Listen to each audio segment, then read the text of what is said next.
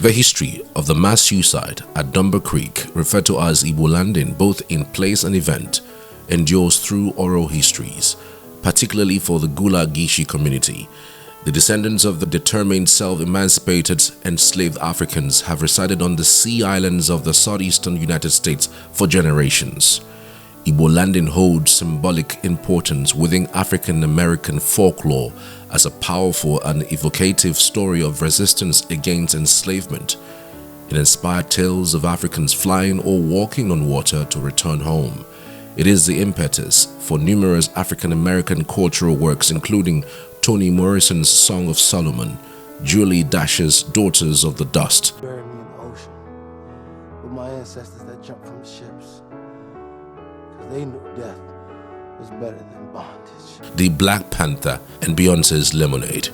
As the myths, legends, and oral histories surrounding the events persist, the truth endures. At the center of it all, freedom by any means. Igbo Landing is a historic site at Dunbar Creek on St. Simon's Island, Glynn County, Georgia. It was the setting of a mass suicide in 1803 by captive Igbo people who had taken control of their slave ship and refused to submit to slavery in the United States. The event's moral value as a story of resistance towards slavery has symbolic importance in African-American folklore as the Flying Africans legend and in literary history. In May 1803, a shipload of captive West Africans, upon surviving the Middle Passage, were landed by US paid captors in Savannah by a slave ship to be auctioned off at one of the local slave markets. The ship's enslaved passengers included a number of Igbo people from what is now Nigeria. The Igbo were known by planters and slavers of the American South for being fiercely independent and resistant to chattel slavery. The group of 75 enslaved Igbo people were bought by agents of John Cooper and Thomas Spalding for forced labor on their plantations in St. Simon's Island for $100 each. The chained enslaved people were packed under the deck of a small vessel named the Schooner York to be shipped to the island. Other sources say the voyage took place aboard the Morovia. During this voyage, the Igbo slaves rose up in rebellion, taking control of the ship and drowning their captors, in the process causing the grounding of the Morovia in Dunbar Creek at a site now locally known as Igbo Landing. The following sequence of events is unclear, as there are several versions of the revolt's development, some of which are considered mythological. Apparently, the Africans went ashore and subsequently, under the direction of a high Igbo chief among them, walked in unison into the creek, singing in Igbo language, "The water spirit brought us, the water spirit would take us home." Meaning in Igbo, "Mmụọ mmiri du anyị bịa, mmụọ mmiri ga-edu anyị laa."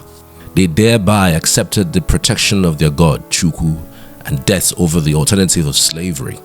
Roswell King, a white overseer of the nearby Pierce Butler plantation, wrote one of the few contemporary accounts of the incident, which states that as soon as the Igbo landed on St. Simon's Island, they took to the swamp, dying by suicide by walking into Dunbar Creek. A 19th century account of the event identifies the captain by the surname Patterson and names Roswell King as the person who recovered the bodies of the drowned. A letter describing the event written by Savannah slave dealer William Maine states that the Igbo walked into the marsh where 10 to 20 drowned. Some were salvaged by bounty hunters who received $10 a head from Spalding and Cooper. According to some sources, survivors of the Igbo rebellion were taken to Cannon's Point on St. Simon's Island and Sapelo Island. Igbo Landing was the final scene of events which in 1803 amounted to a major act of resistance by the Africans. These events have had enduring symbolic importance in African American folklore and literary history. The mutiny by the Igbo people has been referred to as the first freedom march in the history of America, although for more than 2 centuries, most authorities considered the account to be an Afro-American folktale. Research since 1980 has verified the factual basis of the legend and its historical content. The site was included as a historic resource in a 2009 county survey. The site bears no official historical marker. A sewage disposal plant was built beside the historical site in 1940s despite local opposition by African Americans. The site is still routinely visited by historians and tourists. The event has recently been incorporated into the history of curriculum of coastal Georgia schools. As a matter of fact, this channel obtained some visits made by some tourists of Igbo extraction. Hear what they say while they visited the site. As you can see, this river is not looking so deep, but they walked in here, and in 1803, as you can see, it's called Igbo Landing, but it's IGBO. They jumped in here and all of them drowned. In its history, the Igbos have come to reconnect with their roots. We have come to beat the spirit of the Igbos that drowned here. Farewell. Yes, sir. Yes. Farewell. But your souls, yes, may your soul rest in peace. Yes, sir. May the souls of our fallen and departed brothers. This is Igbo Landing. Rest in peace. This very spot. Yes. As they walk back in. Here, very key. With the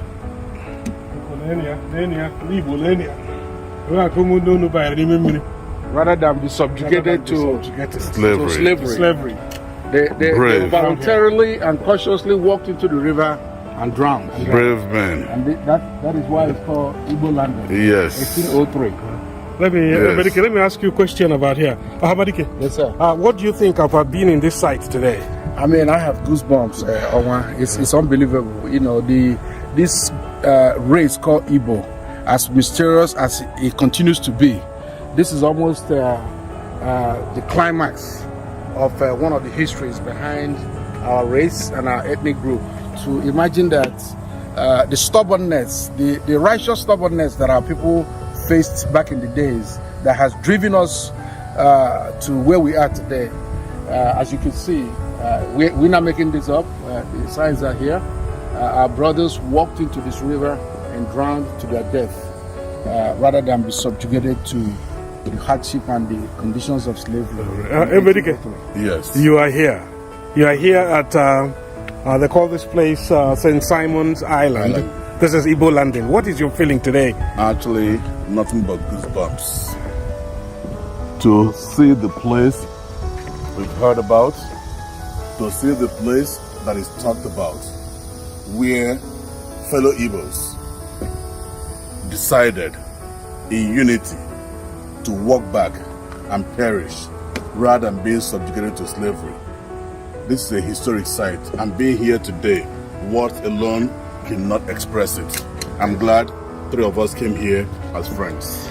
So, Onwa, you're a lawyer, you're a local civil activist, you're a community leader, you're a politician, and you are everything that some of these our forefathers stood for back in 1800s. So how do you feel arriving here today? Arriving here at this particular spot, like Bedike said, it gives me goosebumps. I feel a reconnection, the spirit of our ancestors that walked into this river. The pain that they went through, it was our great ancestors that sent them into slavery. It was not them. It was our great-great-great-great-grandfather or fathers that pushed them. But here they said, we are going back home. That's why they sing the song, the spirit of the river take us back home.